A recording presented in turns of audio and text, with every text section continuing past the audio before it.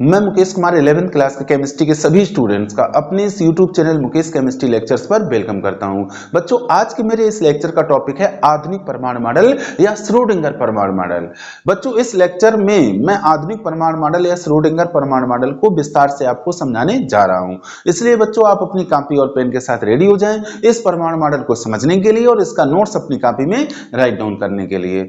बच्चों, इलेक्ट्रॉन की तरंग प्रकृति के आधार पर जब ये बच्चों प्रूव हो गया कि इलेक्ट्रॉन में कण के साथ साथ तरंग के भी गुण होते हैं, इट मींस इलेक्ट्रॉन की जो प्रकृति है वो द्विविधीय है, यानी कि इलेक्ट्रॉन जो है वो ड्यूल नेचर रखता है। तो इस प्रकृति के आधार पर साइंटिस्ट श्रोडिंगर ने 1926 ईस्वी में परमाणु की संरचना के संबंध में, यानी कि परमाणु कैसा होना चाहिए इसके संबंध में अपने विचार प्रस्तुत किए थे। उन्हीं विचारों को बच्चों आधुनिक परमाणु मॉडल या श्रोडिंगर परमाणु मॉडल के नाम से जाना जाता है। अब बच्चों, इनके ये विचार किए थे, ये मैं आपको क्रमबद्ध तरीके से बताने जा रहा हूं, ध्यान से समझिएगा। बच्चों, पहली बात यह है कि श्रोडिंगर ने यह कहा कि परमाणु मुख्य रूप से दो भागों से मिलकर बना है।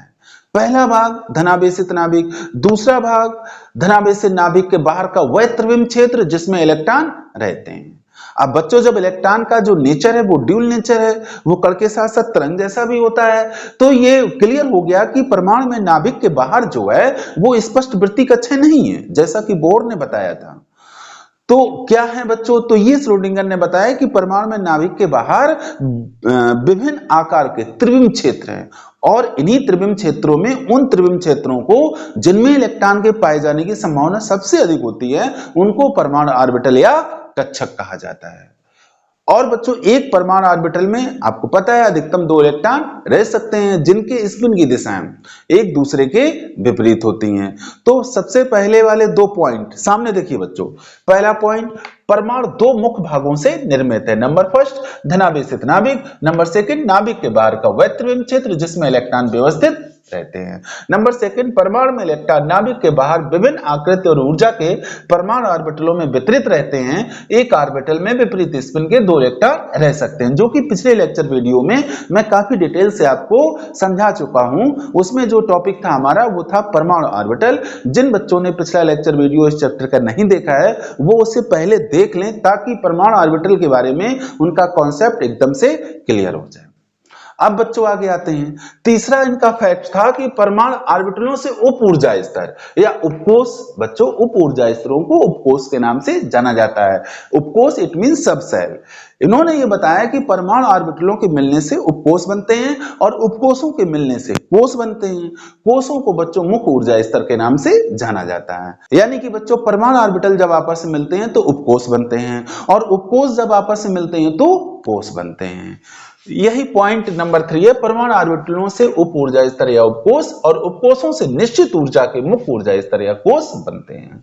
नंबर 4 इनका यह था कि उपकोषों को sp-d-f अक्षरों से प्रदर्शित करते हैं और एक s ऑर्बिटल से एक s उपकोष बनता है, 3 p ऑर्बिटलों से एक p उपकोष बनता है, 5d, ये बच्चों 5d है, 5d ऑर्बिटलों से एक d उपकोष बनता है और 7 f ऑर्बिटलों से, कितने f ऑर्बिटल, 7 f ऑर्बिटलों से एक f उपकोष की रचना होती है। तो मतलब क्या, इसका मतलब क्या हुआ कि जब जो s उपकोष है वो एक s ऑर्बिटल से मिलकर बनता है और जो एक p उपकोष है वो 3 p ऑर्बिटलों से मिलकर बनता है, जो एक d उपकोष होता है वो 5 d ऑर्बिटलों से मिलकर बनता है और जो एक f उपकोष होता है वो 7 f ऑर्बिटलों से मिलकर बनता है। अब बच्चों जरा आप आगे थोड़ा इसको क्लियर मैं करता हूं, समझिएगा ध्यान से। बच्चों, जबकि ये कह दिया गया कि एक s उपकोष है उसके वो एक s ऑर्बिटल से मिलकर बनता है और एक ऑर्बिटल में बच्चों अधिकतम 2 इलेक्ट्रॉन रह सकते हैं, तो एक s उपकोष में कितने इलेक्ट्रॉन होंगे, आप यहाँ इसको 2 से मल्टीप्लाई कर देंगे तो 2 एकम 2 इलेक्ट्रॉन रह सकते हैं। एक p उपकोष, बच्चों एक p उपकोष की रचना 3 p ऑर्बिटलों से होती है और एक ऑर्बिटल में 2 इलेक्ट्रॉन तो 3 दूना 6, यानी कि p उपकोष में अधिकतम 6 इलेक्ट्रॉन दे सकते हैं। इसी तरह से d उपकोष 5 d ऑर्बिटलों से मिलकर बनता है और एक d उपकोष में बच्चों एक डी ऑर्बिटल में अधिकतम 2 इलेक्ट्रॉन रह सकते हैं, तो 5 दूना 10। इसी तरह से f उपकोष 7 f ऑर्बिटलों से मिलकर बनता है और एक ऑर्बिटल में अधिकतम 2 2 7 दूनी 14। इट मींस s उपकोष में अधिकतम 2 इलेक्ट्रॉन रह सकते हैं, p उपकोष में अधिकतम 6 इलेक्ट्रॉन रह सकते हैं, d उपकोष में अधिकतम 10 इलेक्ट्रॉन रह सकते हैं और f उपकोष में अधिकतम 14 इलेक्ट्रॉन रह सकते हैं। और बच्चों इनको डिनोट कैसे करते हैं, प्रदर्शित कैसे करते हैं, इसको समझो बच्चों। ये s उपकोष में अधिकतम 2 है तो इसको लिखते हैं s। अब बच्चों s पावर 2 नहीं आप पढ़ेंगे, इसको पढ़ते हैं s2। इसी तरह से p उपकोष के इलेक्ट्रॉन p6 ऐसे लिखते हैं। हालांकि बच्चों अगर मैथमेटिक्स में आप इसे पढ़ेंगे तो पढ़ेंगे p की पावर 6, लेकिन ऐसे नहीं पढ़ना है आपको, p6। इसी तरह से इसको d की पावर 10 नहीं पढ़ना है, d10, इसे f14 पढ़ेंगे। तो ये उपकोषों में इलेक्ट्रॉनों को प्रदर्शित करने का तरीका है और कैसे इनको लिखा जाता है वो ये तरीका आपके सामने मैंने राइट डाउन कर रखा है। s2 का मतलब s उपकोष में 2 इलेक्ट्रॉन है, p6 का मतलब p उपकोष में 6 इलेक्ट्रॉन है, d10 मतलब d उपकोष में 10 इलेक्ट्रॉन है, f14 यानी कि f उपकोष में 14 इलेक्ट्रॉन है। अब बच्चों आप इसका स्क्रीनशॉट लीजिए, इसके बाद मैं आगे आपको समझाना स्टार्ट कर रहा हूं। अब बच्चों मैं आधुनिक परमाणु मॉडल के आगे के फैक्ट्स आपको क्लियर कराने जा रहा हूं, ध्यान से आप समझिएगा। बच्चों फैक्ट नंबर 6 इनका ये कहता है कि एक p उपकोष में समान ऊर्जा के 3 p ऑर्बिटल px, py व pz 3 कार्तीय अक्षों x, y व z पर व्यवस्थित रहते हैं। एक d उपकोष में समान ऊर्जा के 5 d orbital dxy, dyz, dz square, dx square minus y square व dzx 3 कार्तीय अक्षों x, y व z पर व्यवस्थित रहते हैं। बच्चों इसके लिए आप मेरा पिछला लेक्चर वीडियो जो मैंने एटॉमिक ऑर्बिटल्स पर बनाया हुआ है उसको आप ध्यान से देखिएगा। उसमें मैंने किस तरह से ये ऑर्बिटल 3 कार्तीय अक्षों x, y व z पर व्यवस्थित रहते हैं वो मैंने आकृति के द्वारा समझाया है। अब बच्चों अगले फैक्ट पर आते हैं। फैक्ट नंबर 7 ये कहता है कि कोषों को k, l, m, n आदि अक्षरों या n इक्वल टू 1 2 3 4 5 6 आदि संख्याओं द्वारा प्रदर्शित करते हैं। नाभिक के निकटतम कोष को k कोष कहते हैं, जिसके लिए n इक्वल टू 1 होता है। ये बच्चों आपको बहुत अच्छे ढंग से समझाया जा चुका है कि ये नाभिक है और नाभिक के बाहर ये पहला कोष है और ये दूसरा कोष है और ये तीसरा कोष है। तो यही बात यहाँ पर मैंने राइट डाउन की है कि k कोष, l कोष, m कोष, आगे आएगा n कोष, या इनको संख्याओं से भी डिनोट करते हैं, 1 2 3 4 5 6 इत्यादि संख्याओं से भी इनको डिनोट किया जाता है। वही ये पॉइंट एक्सप्लेन कर रहा है। पॉइंट नंबर 8, किसी कोष में कोषों की कुल संख्या उस कोष की क्रम संख्या के बराबर होती है। इसका मतलब ये है जैसे ये पहला k कोष है, k कोष है और इसकी क्रम संख्या क्या है n इक्वल टू 1। इसका मतलब है कि इस कोष में केवल एक ही उपकोष है। इसी तरह से दूसरे कोष की अगर बात करें l की तो इसकी क्रम संख्या है n इक्वल टू 2, तो इसका मतलब इसमें 2 कोष होंगे। इसी तरह से जो तीसरा कोष है m, इसकी क्रम संख्या है, तो इसका मतलब इसमें 3 उपकोष होंगे। तो अब इस बात को आप देखिए, पॉइंट नंबर, हाँ इसी में आप देखिए कोष की क्रम संख्या, कोष में उपकोषों की कुल संख्या, कोष में उपकोषों के प्रतीक, मतलब कोषों को कैसे लिखा जाता है। तो बच्चों पहले कोष पर आते हैं, k कोष पर। नाभिक के निकटतम जो कोष है वो पहला कोष कौन सा है, k कोष है। इसके लिए n इक्वल टू 1, तो कोष में कोषों की कुल संख्या कितनी हो जाएगी, 1 हो जाएगी। और इसको बच्चों ऐसे लिखते हैं 1s। यहाँ पर बच्चों 1 ये बताता है कि पहला कोष है और s ये बताता है कि ये s उपकोष है। दूसरे कोष में आते हैं l में, तो इसके लिए बच्चों n इक्वल टू 2 होता है, तो इसका मतलब इसमें 2 कोष होंगे। इनको कैसे लिखेंगे, 2s 2p। यहाँ पे 2 बच्चों बता रहा है कि दूसरा कोष है और s और p उपकोषों को व्यक्त कर रहे हैं। इसी तरह से तीसरे कोष में आते हैं m में, m के लिए n इक्वल टू 3 है, तो इसमें 3 उपकोष होंगे। इनको कैसे डिनोट करते हैं, 3s 3p 3d। बच्चों इनको बहुत ध्यान से आप समझिएगा। अगर आपने आधुनिक परमाणु मॉडल अच्छे ढंग से समझ लिया है या समझ पाएंगे आप आधुनिक परमाणु मॉडल को, तो आगे की राह आपके लिए बहुत आसान हो जाएगी। क्योंकि आगे SPDF वाले इलेक्ट्रॉनिक विन्यास मैं आपको बताऊंगा और उससे बहुत सारी चीजें क्लियर होंगी और बहुत सारी प्रॉब्लम्स उसी के द्वारा रिजॉल्व होंगी।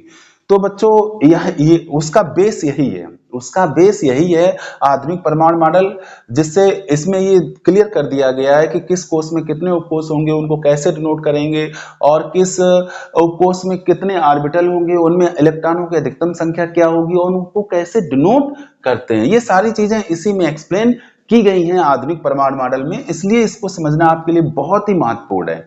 तो बच्चों इस तरह से n कोष में आते हैं। n कोष के लिए n इक्वल टू 4, मतलब इसमें इसकी क्रम संख्या 4 है, तो इसमें 4 उपकोष होंगे। कैसे डिनोट करेंगे? 4s 4p 4d 4f। यहाँ पे बच्चों 4 कोष की संख्या को डिनोट कर रहा है और sp df उपकोषों को व्यक्त कर रहे हैं।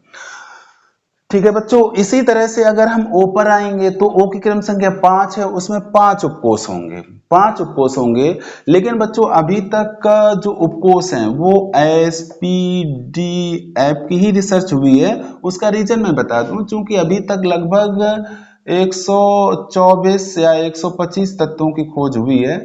उन सारे तत्वों के जो इलेक्ट्रॉनिक विन्यास हैं वो F उपकोष तक कंप्लीट हो जाते हैं। तो उपकोष कहां तक हैं? SPD।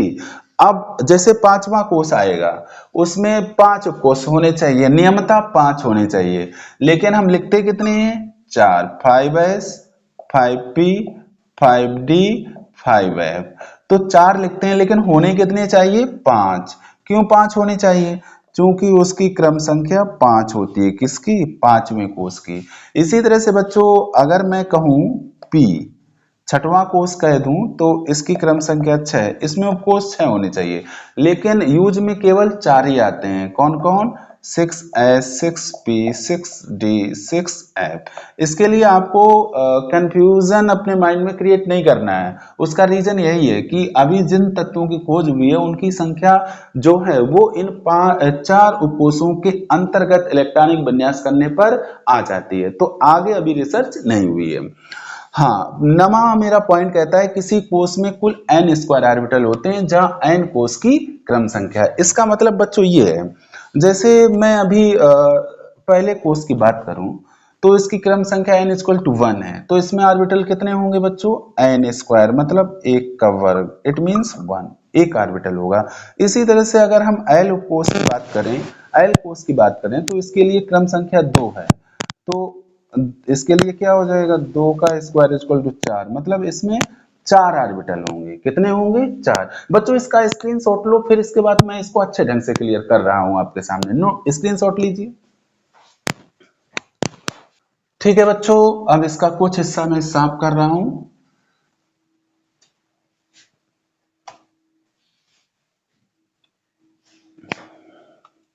जैसे ये चीज जो मैं एक्सप्लेन कर रहा था, जैसे एल है तो इसके लिए n इक्वल टू 2 है, तो यहाँ पे 2 का वर्ग कितना हो गया? 4। इसका मतलब इसमें 4 ऑर्बिटल हैं।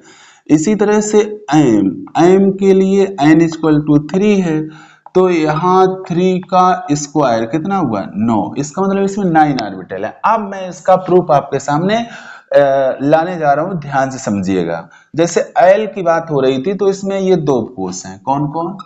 2s 2p।